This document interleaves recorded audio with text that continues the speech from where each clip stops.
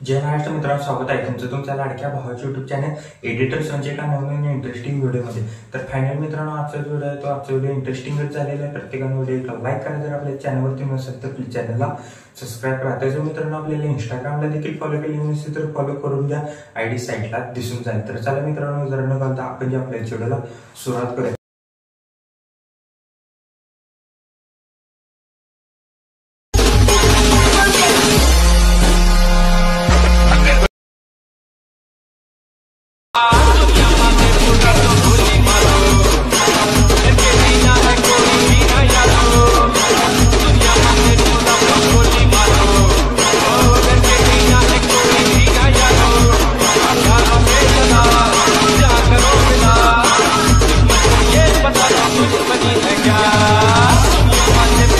तर मित्रांनो, जस्ट आपण अलर्ट मोशन ॲप्लिकेशनच्या मेन विंडोवरती आलेलं आहे. जस्ट प्रोजेक्टवरती क्लिक करायचं आहे.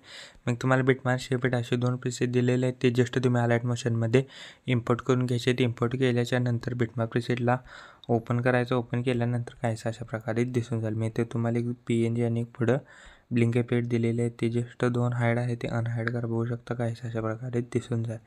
सिम्पली स्टार्ट लिहायचं आहे. प्लस आयकॉनवरती क्लिक करून मीडियामध्ये जायचं आहे. तुम्ही स्वतः देखील फोटो यूज करू शकता. फोटो लास्टपर्यंत घ्यायचा आहे. थ्रेडवरती क्लिक करून फिल कॉम्पोजिशन एरिया करायचा आहे.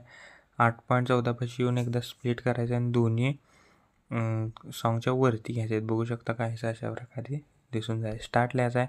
प्लस आयकॉनवरती क्लिक करून एक शेप ॲड करायचा आहे. पूर्णपणे लास्टला घ्यायचा आहे. थ्रेडवरती क्लिक करून फिल कॉम्पोजिशन एरिया करायचा आहे. कलर अँड फिलमध्ये जाऊन ग्रेडियंट सिलेक्ट करून ब्लॅक खाली व्हाईटवरती काहीसं अशा प्रकारे दिसून जाईल. बघू शकता. आणि जस्ट व्हाईटवरती क्लिक करून इथून ट्रान्सपरंट करायचं आहे आणि लॉंग प्रेस करून सिम्पली या PNGच्या खाली घ्यायचं आहे. आणि PNG लास्टपर्यंत घ्यायचा आहे. याला 8.14 पाशी येऊन एकदा स्प्लिट करायचं आहे.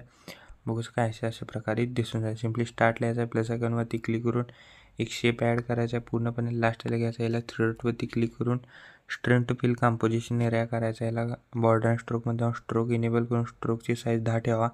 याला स्ट्रोकला व्हाईट कलर द्या आणि कलर अँड फिलमध्ये जाऊन या ऑप्शनवर क्लिक करून नन करा. म्हणजे काय सिम्पली अशा प्रकारे दिसणार. सिम्पली बॅग घ्यायचा आहे. शेक इफेक्ट प्रेसेटमधला 1 नंबरचा इफेक्ट इथनं कॉपी करा. कॉपी केल्यानंतर बिटमार्क प्रेसेटला आल्याच्या नंतर पहिला फोटो आणि पहिला PNG बघू शकता मित्रांनो. पहिला फोटोला इफेक्ट हा पेस्ट करायचा आहे.